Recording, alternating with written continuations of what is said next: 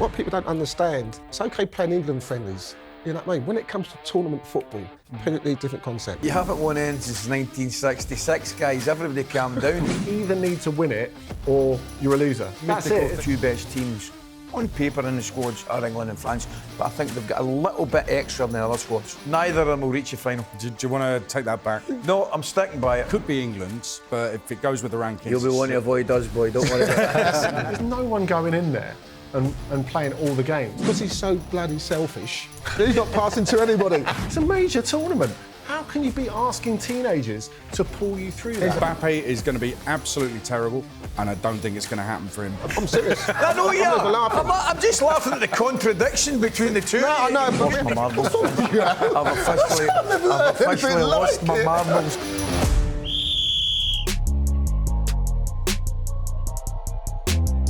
Hello, I'm Adrian Durham, and this is The Road to Berlin with talkSPORT and talkSPORT Bet. Head to talksportbet.com or download the talkSPORT Bet app to get everything you need for the Euros.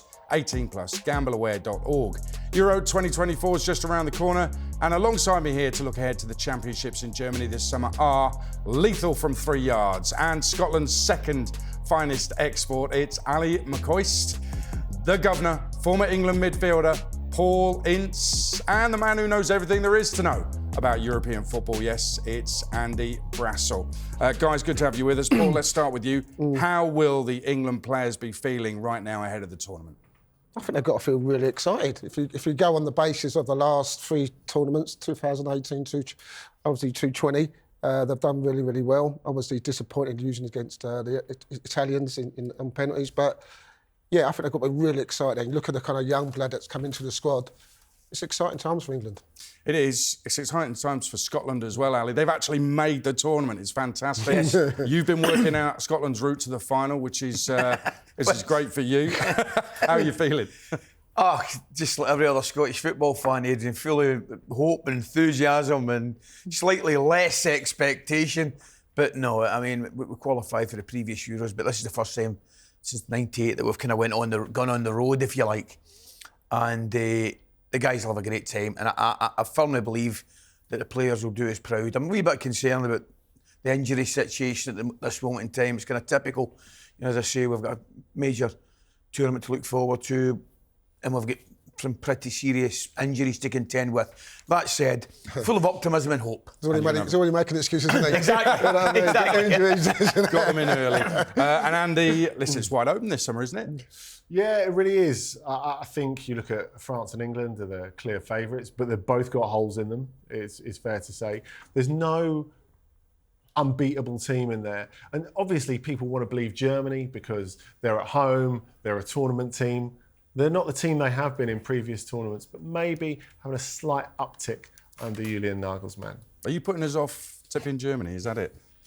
We'll get to it. We'll get to it. Let's kick off, though, with England and Gareth Southgate's squad for the tournament, Paul. Some big names have missed out. Let's start with Marcus Rashford, because for some this was a huge shock. What was your take on him being left out? Yeah, I was really surprised. I really, really was. Only on the basis that when you look at Gareth Southgate, he's always kind of kept the players that he's kind of trusted in his squad, whether they're playing in the first team, whether they're on the bench, or whether they're not playing at all. You know, we see it with Calvin Phillips, you know, hardly ever played, always put him in the squad.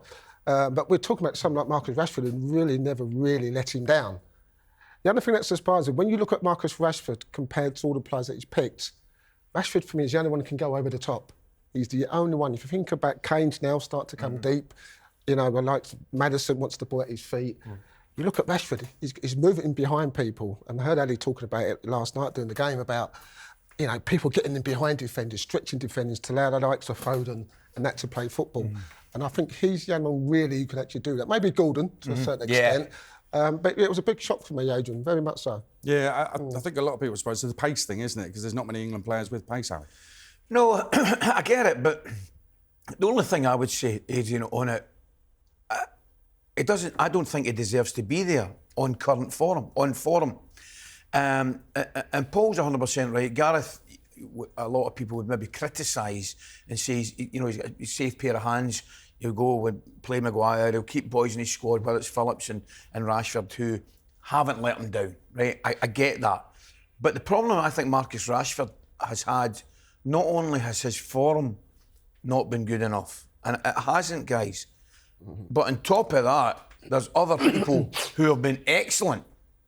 Excellent. Anthony Gordon's one of them. Yeah, you want to talk about Cole Palmer, there's guys have come in and just, I think, overtaken Marcus Rashford. I take the point that where I thought he might include him in the squad was the fact if he took 2 centre forwards, he could have a potential of maybe playing Rashford through the middle. Yeah, definitely. Yeah. But once he went with Watkins, Tony and Kane, it wasn't really a massive surprise or a shock to me, Adrian, to be honest with you.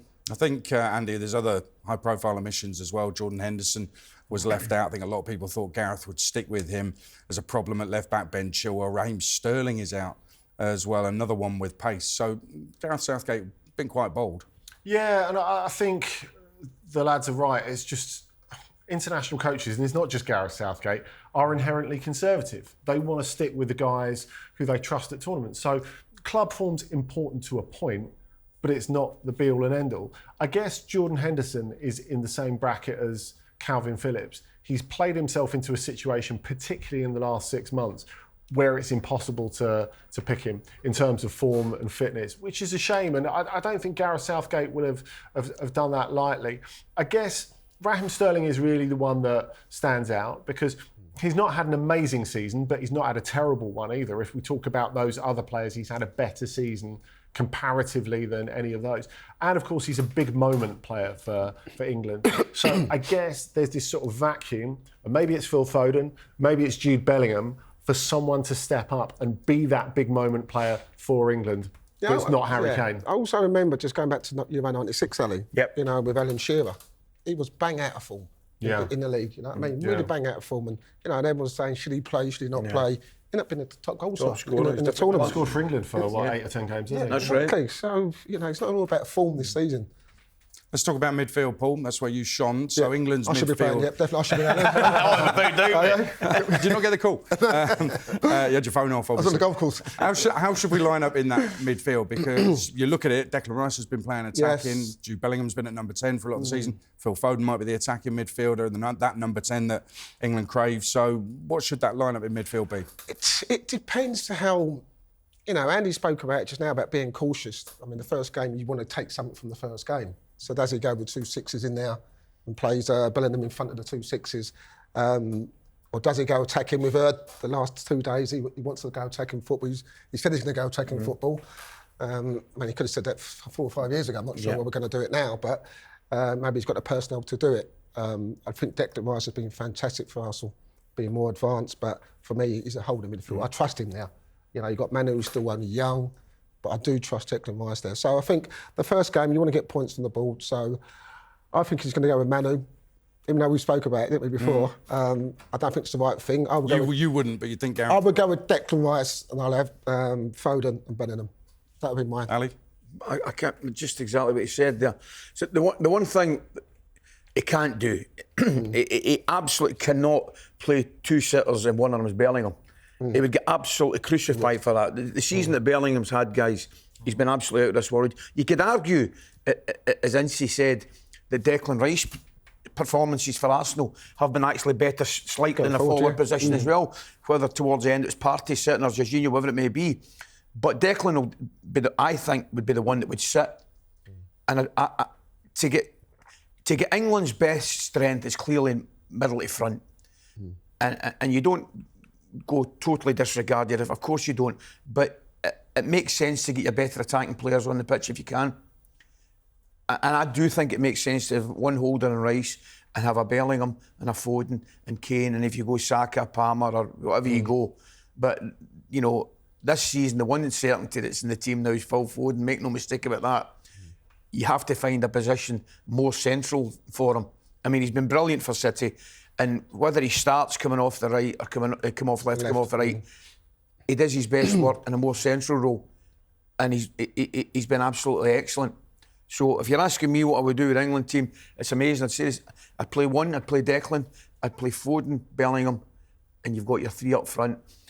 But just to cover it defensively, I would really throw caution with my fullbacks, and I wouldn't let them go as forward as just as much. I think Kyle Walker could do that, honestly. And I would contemplate, depending on how the fitness is, your left full-backs, because it is a dilemma, I would think, for Southgate. I'm thinking about it, I wouldn't be adverse to play 3 centre-backs. I mean, we've seen Pep play 4 centre-backs in the back 4. Yeah. Right? Yeah. I wouldn't be adverse to playing 3 centre-backs if you could get one of your centre-backs comfortable in the left-back position, and then you're almost guaranteed that he's going to sit and protect. So you maybe only need the one sitter. Well, we have I mean, left-sided it's fine to centre-halves, play yeah. fast and loose with other people's money, isn't it? From a Scottish perspective. But He's just trying to get us beaten, yeah. He's trying for me, to get us beat. nice and open. I think that the thing is, what both of the fellas have said about Declan Rice, how he's been, if not the best player in the Premier League, really close in that more advanced position. I think ideally you want to get the best out of your best players. And because Rice is going to be off the leash now and then, okay, you want him to sit. You need a bit of security with him. And for that reason, I think Mainu has to play. It's not about your best 11 players, it's about balance. I think that's really important. And Mainu, even if he's inexperienced, he's relatively mature. I think you've got that bit of extra security. And really, you want to let the front 4 who pick themselves, if it's Kane, Saka, Bellingham, Foden, you want to allow them a bit of freedom. You want to allow them to interchange. So if you've got that bit of protection, and especially with the defensive personnel issues that England have got, I think you need that little bit of extra security. And Gareth's still Gareth.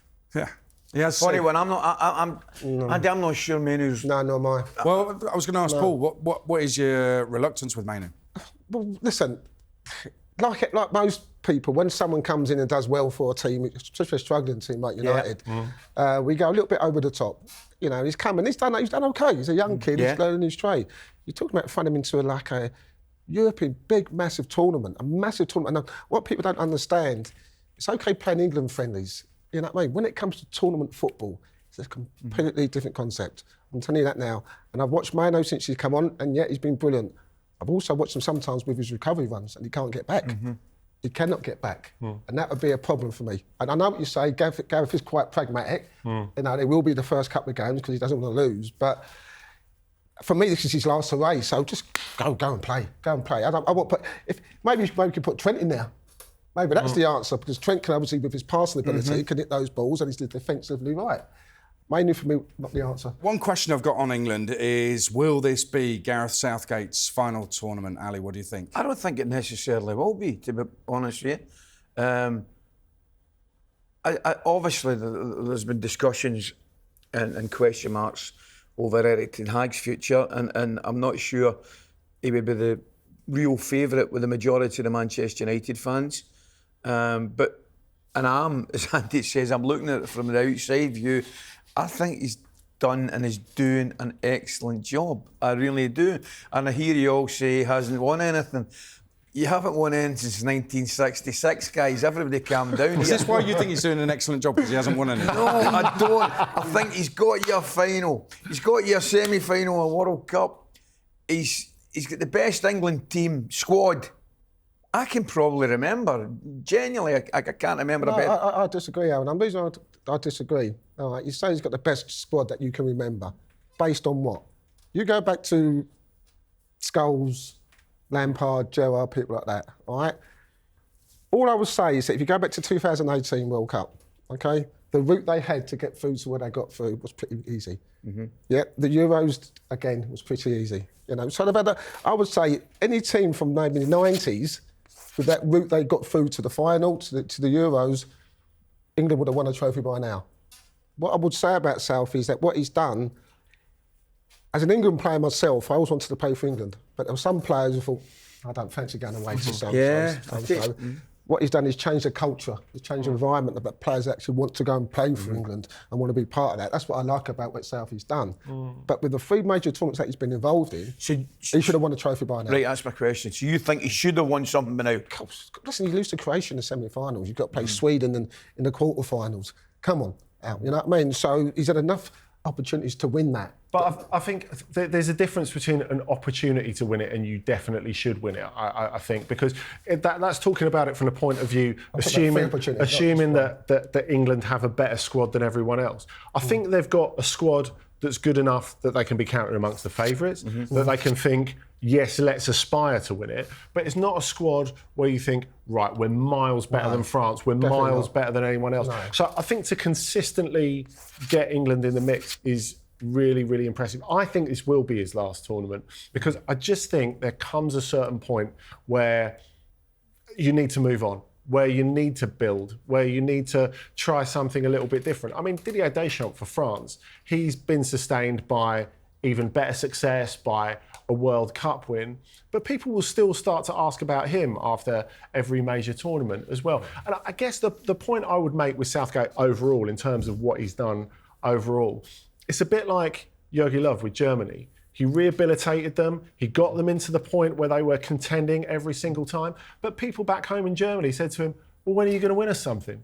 Until you've won it, you know, there's nothing more to say. You know, you either need to win it or you're a loser, basically. There is this mythical thing it? with the players that I think that people think Gareth's got the players that should be winning it. And I'm looking at our defensive options and I don't think he has. He's got some brilliant players in certain positions, but I think defensively they're not quite there as winners. Yeah, I think they're very, very short. And I think what we do, and like a nation, like we always do, when it comes to these big tournaments, we say, we've got Foden, we've got Bellingham, we've got Harry Kane. But you go past them three are probably world-class players. Declan Rice is potentially going to be, you know, whoever we got defensively, we're very, very short defensively. You know, John Stones hasn't played a lot. Maguire's obviously starting to play now. We've got a problem in the left back, as Ali mentioned. So, yeah, I don't think, if you look at like our defence compared to maybe the Dutch defence, we've got Van der Veen, we've got Van Dijk, you know, we've got players like De Vries, people like that, you know, Ake. You know, we are really short, as Andy mentioned. So to say, like, we're favourites to win it, no, yeah, we've got a very good opportunity with it. Where I think Andy's spot on, I actually think, I don't know whether you agree, lads, I think England and France are slightly better than everybody else. Yeah. I think the group below that, you can have your Spains, your Germanys, your Portugals, Italy. But I think the two best teams on paper in the squads are England and France. Won't necessarily win yet, but I think they've got a little bit extra than the other squads. I think this is Gareth Southgate's last tournament, unless he wins it, and then he'll want another crack at a World Cup. So I'm not sure, you know. I listen, I know Southie, I play with Southie at Middlesbrough. I from what I sensed, I think he'd like another crack at club management. I think he was disappointed, obviously, taking Borough down as a manager, and I think he definitely wants another crack. Unfinished business. Yeah, unfinished business, and if it's mate or not, I don't know. But someone will be taken, that's for sure, if he does leave. well, three of us are hoping he goes out winning the Euros. You didn't say that before. That's for sure.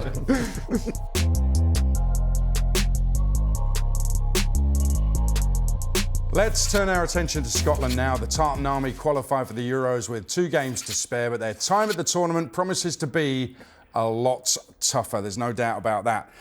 The big question is, Ally McCoist, can they even get out of the group? And bear in mind, the 4 best third-place finishers get out as well. So they've made it easy for you. Yeah, I know what you're saying. It's almost harder not to qualify than it is to qualify. Right, I take your point. Yes, they can. I've got to say the qualifying campaign was excellent. Some brilliant performances, particularly the Spain game at home, Ed. Scotland were excellent. Comfortable victory against Rodri in Spain, McTominay, different level. The away victory in Norway, 1-0 down, 2 goals, brilliant. Kenny McLean getting the winner. I'm really so pleased at the campaign and to get there. There's a big but here, isn't there? Yeah, well, you know, and it isn't extreme. I'm a little bit concerned. We've not got a big enough squad that we can carry injuries, and we've got question marks over injuries. Of his right back position, Aaron Hickey's out, Nathan Patterson's out. There's a question mark over Stuart Armstrong. You know, Grant Hanley hasn't played all season with Achilles and things like that. With Lewis Ferguson, who's just won the best midfielder in Serie A. Big loss. Big loss, massive loss. But that area probably is our strongest.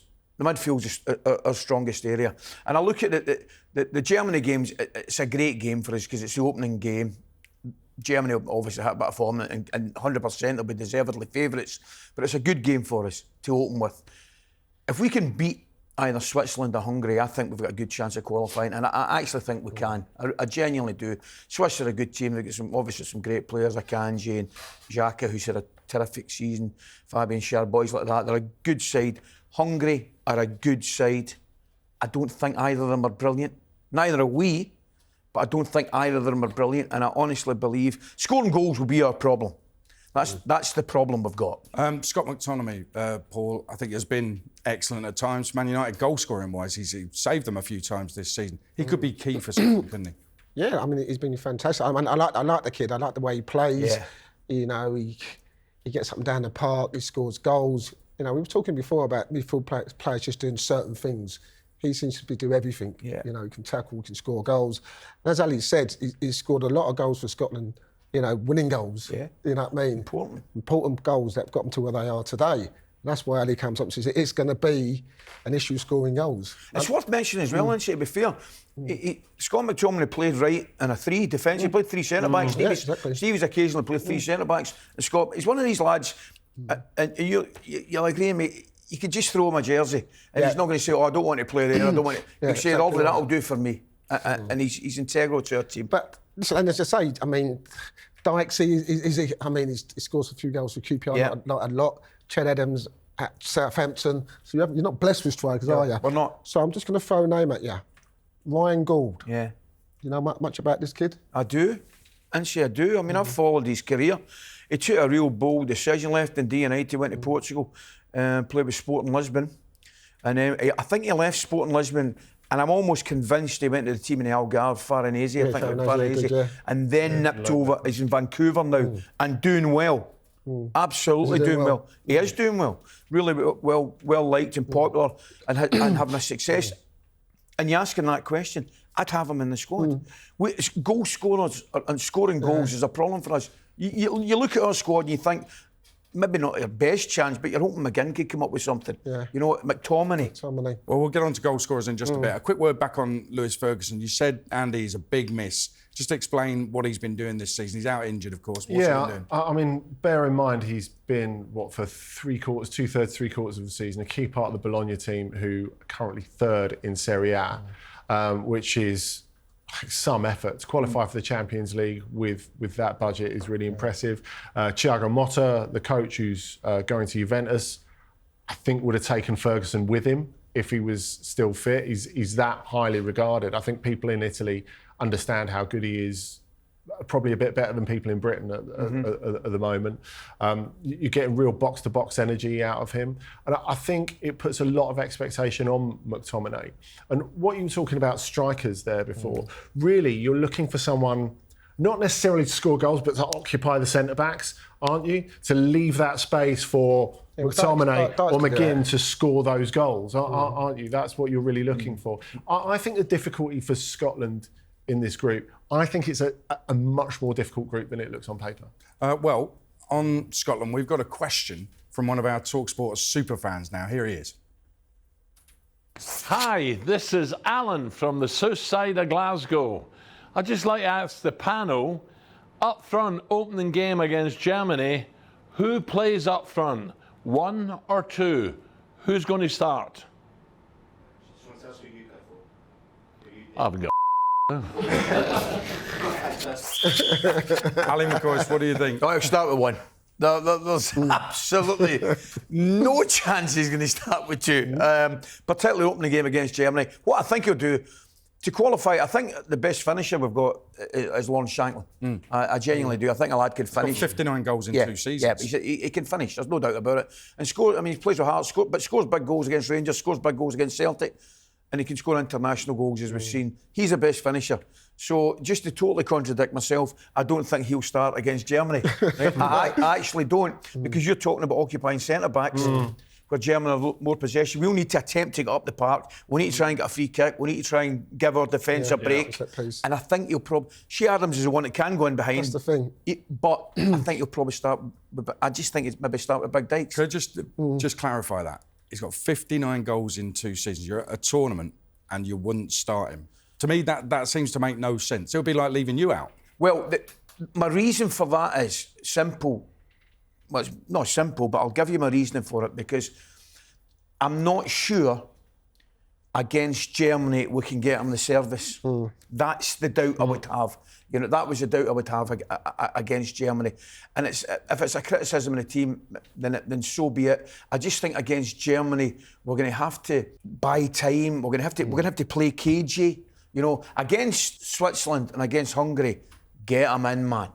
You've got to play them. I think you've got to play them. Don't you think there's an opportunity here, Ali? Because all the expectation is on Germany. Opening game of the tournament. You defend well, you've got a chance as it goes on. And do you know something? I'm maybe going a wee bit negative myself. Maybe 3, 4, 5 months ago, that might have been the case. But I've watched Germany the last 2 or 3 months, the last couple of friendlies. The great performance against France, very good against France. They beat the Netherlands as well. I'm thinking to myself, they're just getting a little bit of form, you know. And I think this is like the tournament nerves everyone else gets over Germany. In that, you know, Germany's tournament muscle memory will see them through. But they're really in a similar situation to what they were in 2006, where the public's not especially engaged with the national team. The national team have to do something to get the public on side. So they're really going to have a go at this group, I think. I just think basically when you play that, it's a bad game for Scotland. I know Ali thinks it's a good game. I think it's a bad game. Why is that? Because I always think as a player playing in these tournaments, you want to get points on the board the first game. So if they were to lose to the Germans and Switzerland beat Hungary, then all of a sudden you're 3 points behind. And you think, well, we've got to win the next game. Otherwise we're out of the tournament. You know, I do. But I agree with Ali. I think you either play Dykes up there, so we could win free kicks, or you play Shadams where they can hit balls over the top and get up the park and try and just have an input on the game. Well, I'm going to give you some optimism because Scotland, they route to the final. If they win Group A, finish above Germany, it could be England, but if it goes with the rankings... You'll be wanting to avoid us, boy, don't worry about that. Let's suggest it's Denmark in the round of 16, quarterfinals Spain, semi-finals Netherlands, France in the final, and Scotland are the European champions. Brilliant.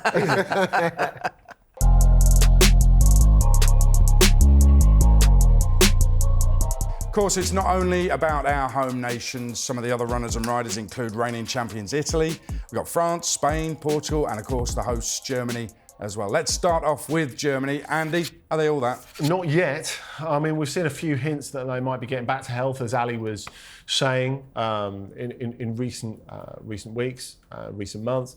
And in Julian Nagelsmann, they've got a coach who they believe can take them forward. They've already extended his contract, so he goes past into the World Cup qualifying campaign. But I think they've got a few problems. I think they don't pick their best goalkeeper. I think Marc-Andre ter Stegen is a better goalkeeper than Manuel Neuer, but Neuer will start the tournament. I think defensively, they've not picked their best defender, Mats Hummels, who's been brilliant this season in the Unbelievable, Champions League. And Nico Schlotterbeck, his Dortmund partner, well, he spends a lot of time clearing up after him. So he might be looking over his shoulder, Schlotterbeck, and wondering where Hummels is. I think in midfield, there's obviously a huge amount of talent, but it's finding that balance and it's deciding whether they're going to go with that fixed point centre forward as well. Because really, they should do that. They should go with Niklas Füllkrug, who's never let them down, who is the most English of German centre forwards, really. But Nagelsmann prefers that drifty sort of false nine centre forward. So really, you want Wirtz and Havertz, of course, both Bayer Leverkusen boys, playing off Nico Füllkrug. But in fact, will that actually happen? Will he actually play Havertz as a centre forward? Of course, great form for Arsenal this season, but a lot of the time he was at Chelsea, really struggled at centre forward. He did. There's a big player in midfield, isn't there? Toni Kroos, and it could be a last hurrah for him, and he's been fantastic, hasn't he? Oh, listen, Adrian, you're talking about, you know, one of the players in the last decade, no doubt about it. Absolutely terrific. I think the Germans will be all right. I really do. I'm with Andy. For the life of me, I cannot believe they haven't got Max Hummels. I saw both semi-finals against PSG and him and Schlotterbeck, the two of them. It was just two old-fashioned centre forwards, right? You're not getting by us, we're going to defend, and that's it. And I thought, as a parent, I actually thought they were excellent. I know Andy's maybe not that keen on Schlotterbeck. I thought the two of them were absolutely excellent. So that astounds me. The obvious other question, will they go with Füllkrug? I thought he played hell of a well. I know he scored the goal at home, but I thought his general all-round play, keeping it in, bringing people into the game was good. The Germans will be all right, I'll tell you right now. And I think, Landy says, I don't think they're anywhere near the finished article or the team that we perhaps once feared. But I just think they're slowly getting it right. And I think when the time comes, we'll just about be absolutely ready for it. And those players you're talking about, Wirtz, his numbers have been brilliant across the board this season. Havertz is almost at times with Arsenal going into a number. He's been a number 9. Yeah. He has been tapping goals in. He has been getting the numbers as well. I think you want to allow him to drift into that position rather than give him the responsibility to lead the line. I think that's the difference, really, to give him that little bit of freedom. And to create a system where Havertz and hopefully for them Florian Wirtz as well have that sort of freedom without leaving the team defensively exposed. That's the important thing. And that's why another Bayer Leverkusen player could be really important. Robert Andrich, who plays with, he's more of that meat and potatoes, you shall not pass sort of midfielder who works really well with Wirtz. And Xabi Alonso said to me when I spoke to him in November, really, Wirtz is the only player in the team who I say, you go and interpret it as you want. You put yourself where you want. And if Nagelsmann is able to do that with Wirtz, it'll give Germany a great chance of opening other teams up. But I think if you look through the history of international tournaments, if you look back in, say, Portugal in 2004, they had a really lousy start against Greece and a really lousy end against Greece, obviously. But in the second game, Luis Felipe Scolari says, OK, Porto have just won the Champions League. I'm going to take the best 3 players out there, the spine, and just pop in this already working part of a team into my team. And it worked. It worked really, really well. So you had Manish come in, Carvalho come in, Deco come in, and it made a massive difference to them. Now, if you could do a similar thing to Bayer Leverkusen, who, let's be honest, have been the best team in Europe this season, if you pop in, say, Tar, Andrich, Wirtz, already you've got a spine of a team that you know is good enough to best most teams in Europe. Yeah, and it does loads of his work for him. I wasn't convinced with Tar, to be fair. I'm not sure about Tar. Not blocking crosses. I get what you're saying about that, I do. But I think the Germans excite me. You know, you look at Musiala, who's a fantastic player. I think Sane now looks like he's trying to get his act together, doesn't he, for Bayern. But I get exactly what you're saying. And I think it's important. And this is the biggest ingredient you can have as a manager when you come to these tournaments, Adrian, is trying to get the players who play the same way for their club as they do for their That's country. it, isn't it? That's in a nutshell. Yeah, that's the easiest bit. That does a lot of your work for you, doesn't it? Correct. And so, I think Europa League final aside, right? Bayer Leverkusen were completely outplayed and were disappointing. That aside, Andy's point spot on. They've had a fantastic season, brilliant season. However, I mean, I go back to my earlier point. I haven't seen enough of Jonathan Tah to think he's starting before Hummel's in the squad or indeed Schlotterbeck. But the one problem that Nagelsmann has, he has to go for either from one extreme to the other. He either plays full Krug, right, as an out-and-out English style, as you say, more English style centre forward, or he goes with a kind of false 9, as we say, with Havertz and Wirtz. So, and I quite like that idea as well. I mean, I'm coming crazy from an out centre forward myself. I like full Krug and I like to do a job. But the one thing you've got to remember, the one thing that the majority, if not all centre backs want to do, they want to mark somebody. They want to feel somebody. They want to see somebody.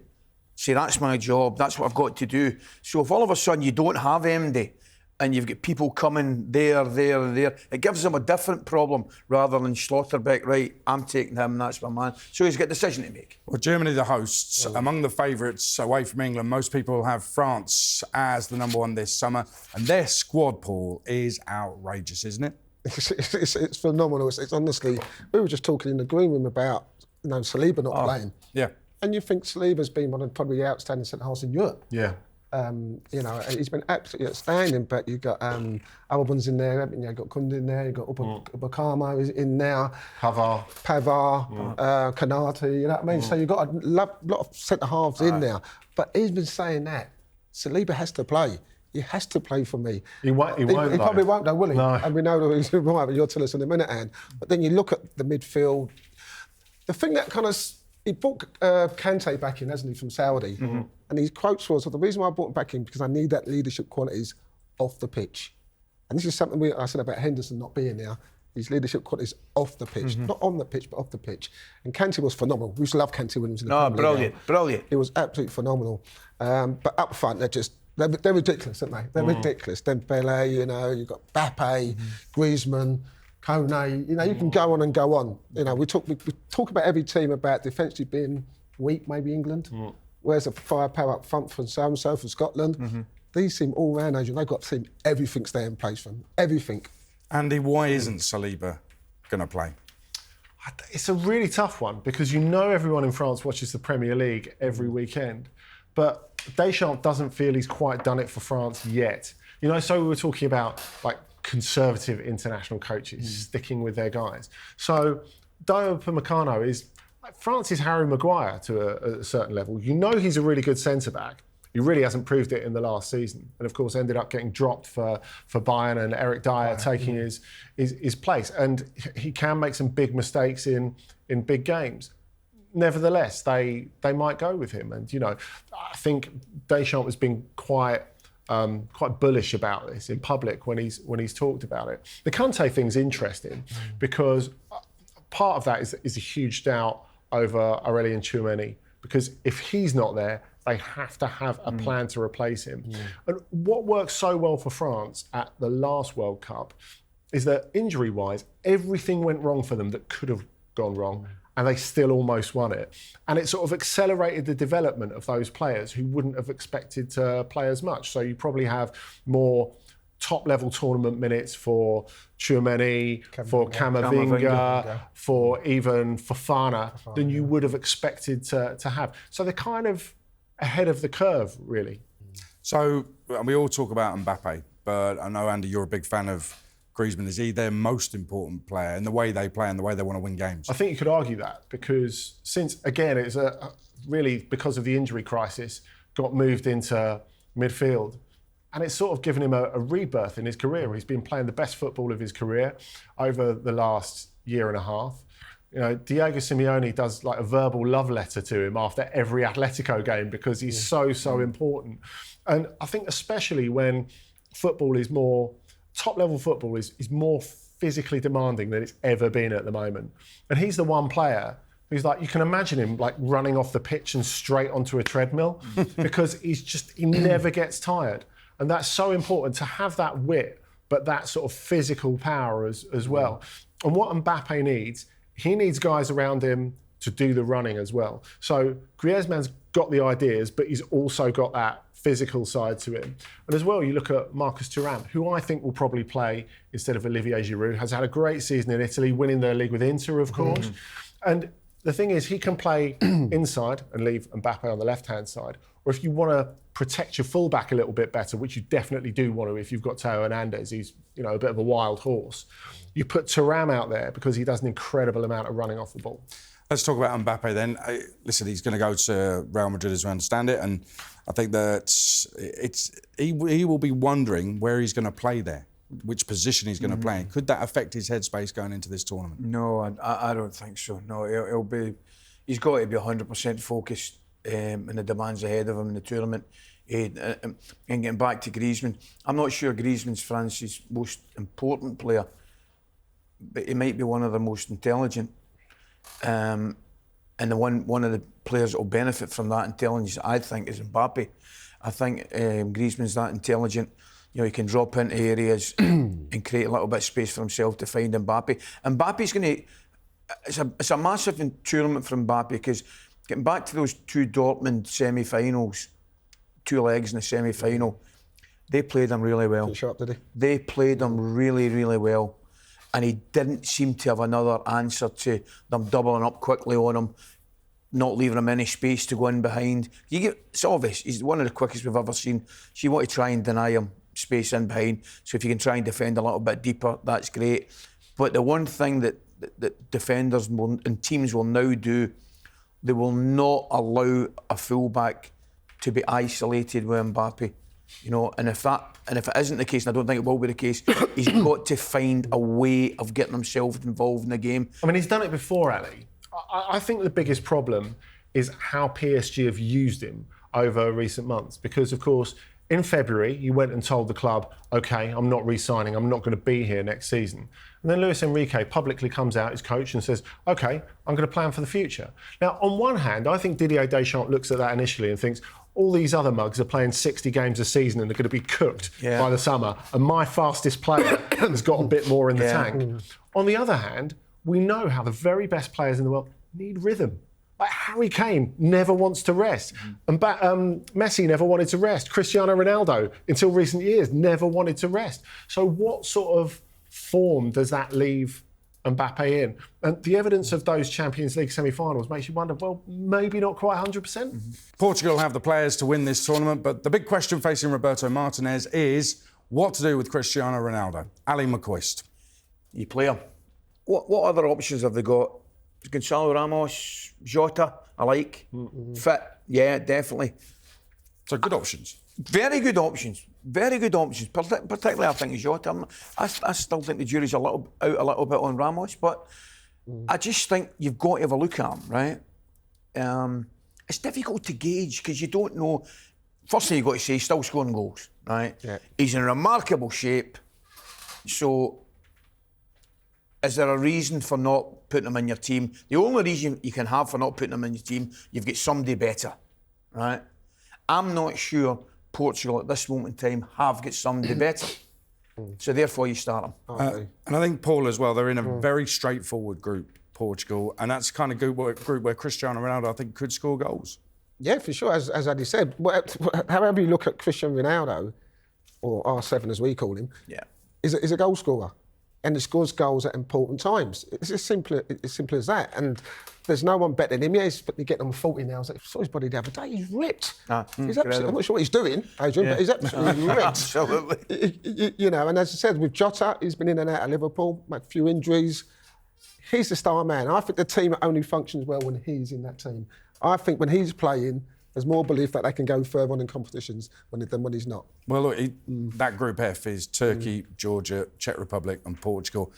I would expect Cristiano Ronaldo to score goals in that group, Andy. You would hope so. I mean, if he doesn't score in the first couple of games, they're definitely thinking about what to do. I mean, Fernando, they did the same at the World Cup, Andy, didn't they? Yeah. I mean, Fernando Santos, who was a great defender of Cristiano Ronaldo, the previous coach, he actually sort of broke a taboo by dropping him for a really important game. And of course, Gonzalo Ramos came in against Switzerland.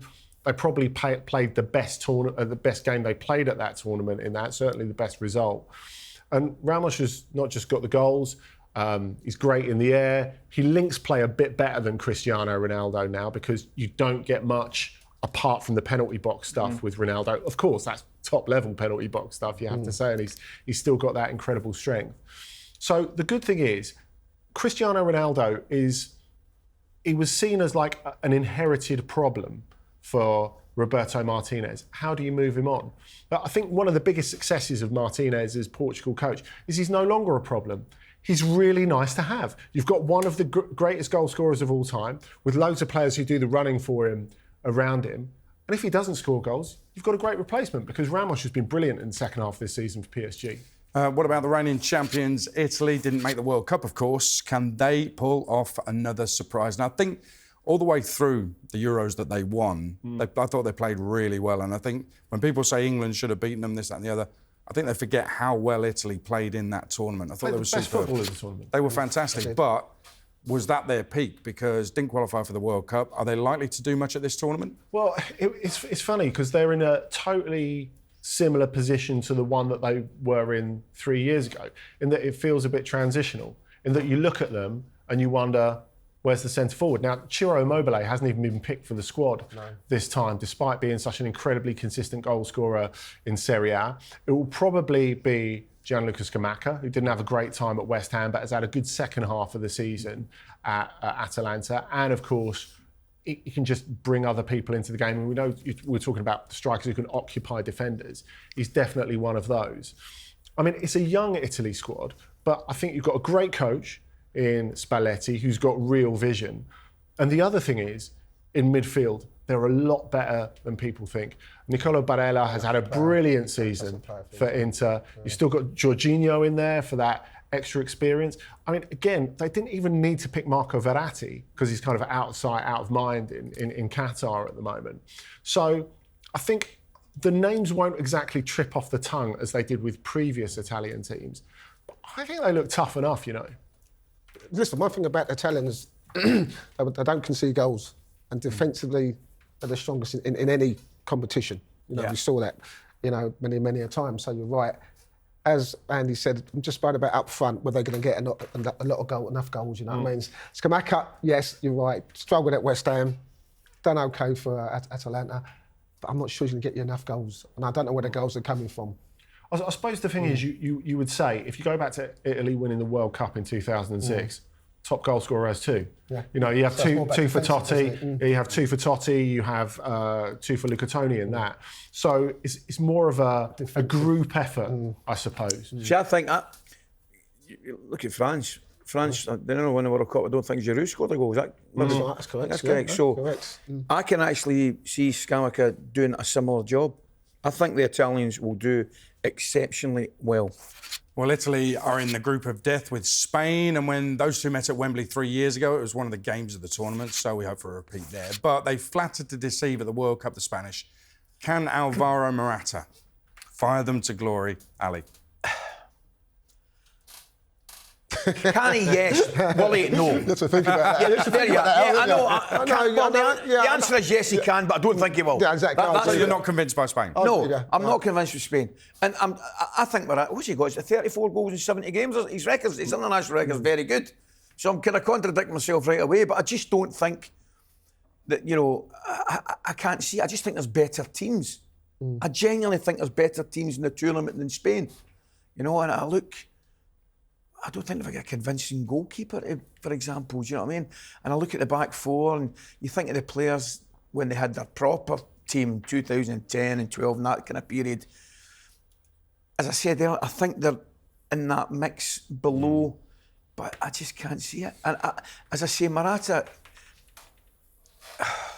I just don't think he'll score the important goals that will win you the tournament. They're very unpredictable, aren't they? I mean, even when they got to that semi-final, and we're talking about a very different team, of course, because this is 3 years ago. They didn't go through the World Cup group stage in between, of course. I think you look at that game, and they were like really good and really terrible in the same game. And you think of that 5-3 over Croatia in Copenhagen, for example. The semi-final was their absolute peak, and they still couldn't manage to win that game. You just don't really know what to expect from Spain. And of course, they don't have the same coach as last time, Luis Enrique. I'm not convinced by the coach either. There are so many Premier League players in the Dutch team. Let's not forget, they almost knocked out Argentina in that game at the World Cup. Went to penalties, of course. Like Spain, though, are they a bit toothless up top, Andy? Maybe. I think, it's tempting to just look for your Wout Weghorst figure. I don't think that's really a sustainable recipe for the Netherlands in international football, because he's not really a typically Dutch player. You want them to be a little bit more fluid. I think the concern for them is some of the players who you would expect to have seen them through previous tournaments. So Memphis, for example, is not in the best nick of his life at the moment. The traditional names, I think, are ones that you think, are they really at it? But defensively, they're extremely strong, which that's the best. That's the best area, I think, by a mile. But also, I think there are a couple of little surprises further up the pitch. So Donyell Malen, when he's been fit, has been very good for Dortmund this season. Xavi Simons could be one of the stars of the tournament in midfield, and for the first half of the Bundesliga season, he's the best midfielder, best player in the Bundesliga, probably. Do you like Koopmeiners? I do, and he's one I could see end up in the Premier League. So it's funny because in some ways he's a traditional playmaker who can see a pass and make it before you've even seen it. On the other hand, he's at the tip of the press and is right on top of defenders as well. So you get both elements from those. I think it's a more mobile Netherlands side than it's been in the past. So yeah, I think you're right. You do look at where are the goals going to come from. I think if the goal's going to come from somewhere, it will be from all different places rather than one particular player, a little bit like Italy.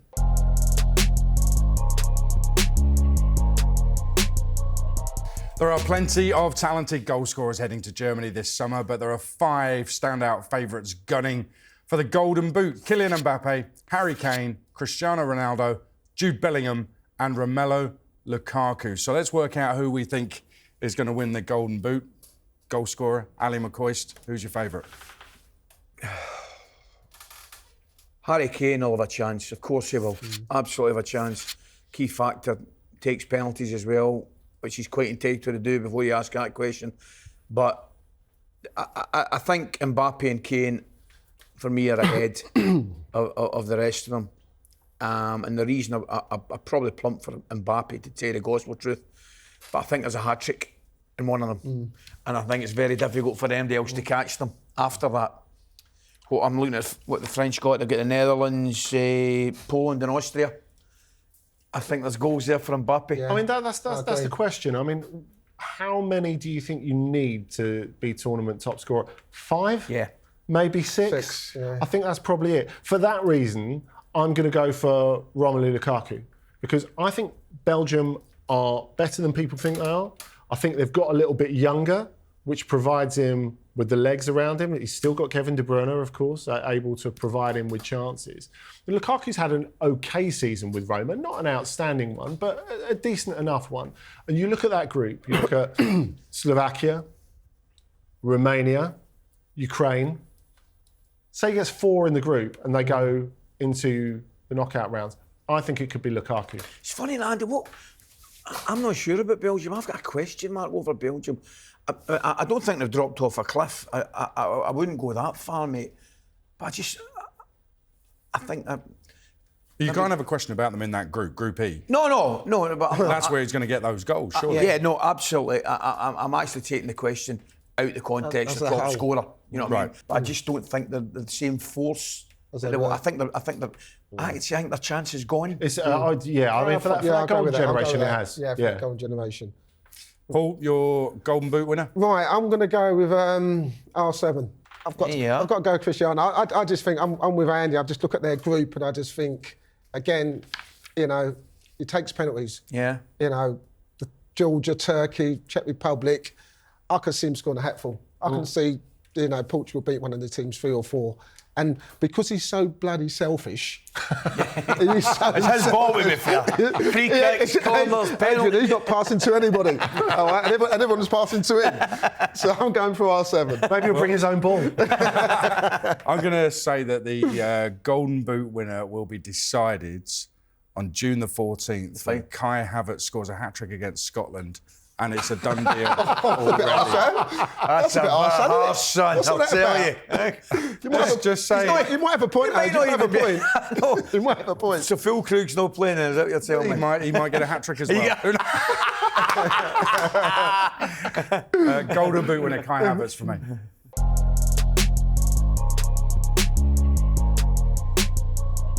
Right, the ones to watch. Who are the players you're really excited to see this summer? Who could take this tournament by storm? Paul Ince, first of all.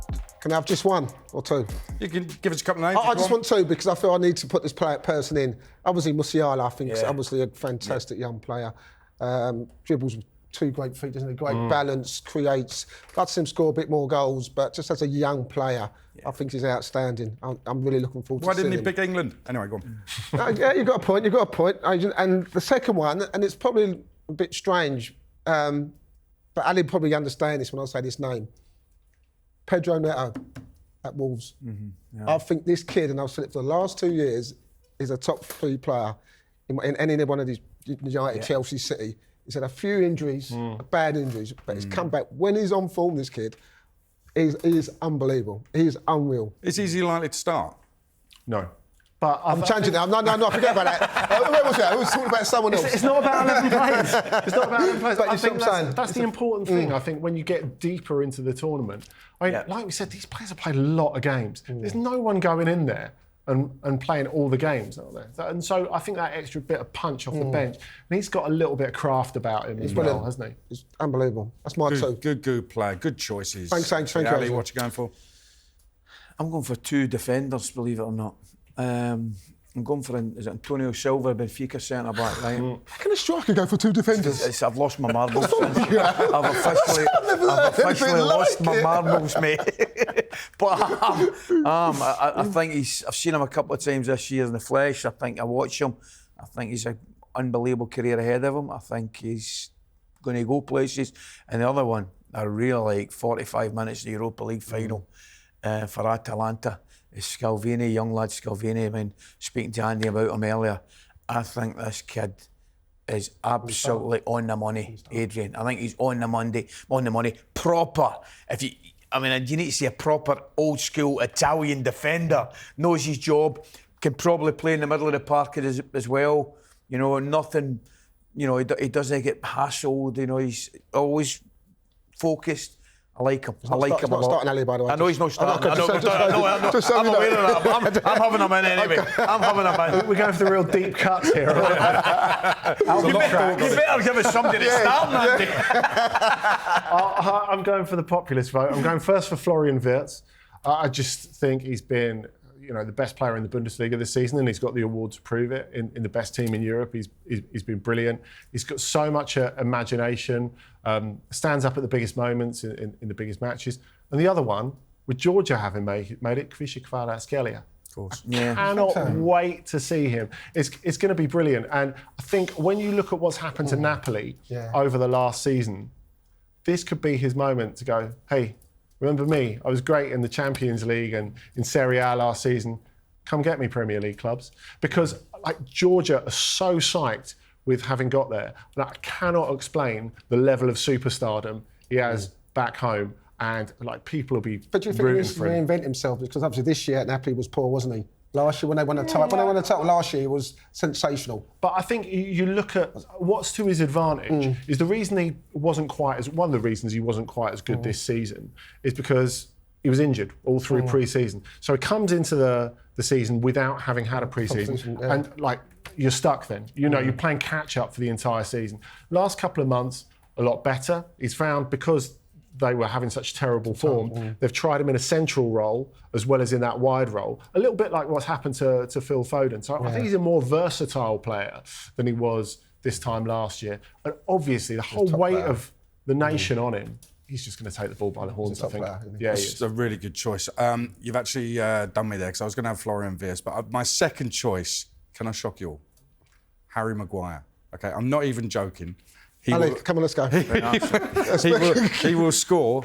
He will defend like a lion. I think he's had a rough time at Manchester United. I think Eric Ten Hag didn't want him, and I think he's happy in the England group. And I think he'll just want to show the world, actually, I am good. Do you remember in the Euro final when it went to penalties? His penalty was the best I think I've ever seen. It was sensational. The technique was unreal. It was. And I just think he's England's highest scoring defender ever. And I think he hasn't scored for a little while, I don't think, for England. I think he'll get back to that. I just think he's too good to be kind of sitting around and not used properly at Man United.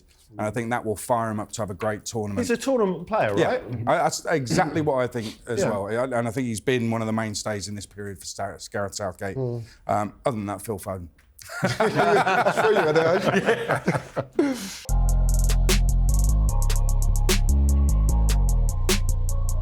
Right, some quick-fire predictions, please. What are your bold Euro 2024 statements? I'm going to kick us off with this one. Scotland won't score a goal. I don't think it's a bold prediction, so I'm going to go somewhere else. But you've been anti-Scotland enough this afternoon, by the way. I really want Scotland to. You've got Havertz and Füllkrug scoring 6 between them against us. I think if they start Shankland, they might score goals. I'm going to say bold prediction. Mbappe is going to be absolutely terrible. I think he's going to get dragged off in his first game. I think France will get home before the postcards. His head will be elsewhere. There's only so often he can keep going to the well for the national team, and I don't think it's going to happen for him this summer. This is the same man that got a hat-trick in the World Cup final, yeah? That was... Just for clarification. That was how long ago? Nearly 2 years ago? Okay. Well, I'm going to make my bold statement. Here we go. I think Scotland will get through to the quarterfinals of the Euros. I think they get quarterfinals. Yes, I think they get out of the group stages. I think Steve. I'm serious. I'm just laughing at the contradiction between the two. No, I know, but we haven't spoken about this. They could get through with a couple of 0-0 draws. I think they get out of the groups. I really, really do. And I think on their day, as Ali mentioned, it's the Spanish, the Norwegians, they could beat anybody. I think Steve Clarke's got something going there, determined. There'll be probably every team who fancies themselves gets a Scottish. And that could be their downfall. So Scotland quarterfinals. I will say they're the 4th ranked team in the group, but I'm only joking with you, Ali. I think that they should get through the group. Has he got to change his mind all the time? He's allowed to. Paul's convinced me. Governor's convinced me. You guys have been so nice to me, you're going to hate me even more now, because my controversial statement is, after saying that France and England were slightly better than the rest of the teams in the tournament, neither of them will reach the final. There's my controversial statement. It's not really controversial. Well, I don't think. No, okay. I think It's quite tepid, Al, I think to be we're in fair. agreement that France and England are perhaps a level above everybody else in the tournament, which I do. I stand by it. However, neither of them will reach the final. I'm upset. Do you want to take that back? No, I'm sticking by it. This is outrageous. Sticking by it. Yeah, I'm not sure. I expect something a bit bolder from you, Al. Yeah, I did. Well, I'm going to get. Because it's you. I was going to back up and give you my finalist, but I think will we get to that? We will in a second, So- yep. Don't Look, worry. so it's only half a mile. If you want bold, Spain won't get out of the group. Oh. Even with third place qualifiers, Spain won't get out of the group, I think. Well, based on what? Go on. I think Italy are better than them. Croatia can be better than them on their day. Albania were pretty good in the back half of the qualifying campaign, very convincing, I thought, and much more attacking than they have been in previous tournaments. And I think you look at Spain, a lot of key players are out of nick, starting with Alvaro Morata. Like I said, I'm not convinced by the coach, Luis de la Torre. I don't think he has the necessary authority. He's no Luis Enrique, not by any stretch of the imagination. And they're looking to these younger players like Pau Cubarsí of Barcelona and Lamine Yamal of Barcelona, 17 and 16, lead us the way. It's a major tournament. How can you be asking teenagers to pull you through that? He's a player, though, Yamal. I watched him for Barca. He is sensational. Oh, he's fantastic. Okay. But where are the leaders? Where are the Puyols? Where are the Piqués? Where are the Sergio Ramoses? yes. You know, and no Gavi either. I think that's a huge problem. Wow. Yeah. That is a bold prediction. We won't remind you of it, of course. Well, we might bring that back up when they're in the final against Italy. Weren't you the one that said Turkey are the dark horses? Or shan't we go there? We won't go there. Who's going to win these European Championships, Ally McCoist? It'll be between Italy and Portugal. And the reason I'm going for Italy is because I just think, having watched Italian football quite closely this season, I just think they're in a good place. They're back with real desire and love playing for their country. Fiorentina, Atalanta getting to finals. I just think there'll be good value as well, because they'll not be one of the out-and-out favourites. And I just think their energy levels as well will be very combative. You don't believe that, do you? I do. You don't, do you? I know. I could tell the way you was looking at Adrian. You do not believe that, Ali, one little minute. Well, by the way, before we get any further, they are the holders. So, I know that was 4 years ago before you throw that. Sometimes you have to remind yourselves of that, don't you? So much has happened. I don't need reminding of that, thank you very much. Paul? I'd love to say England. I would. I really would love to say England, but I'm not going to. I think the Germans will have enough to win it. Home advantage.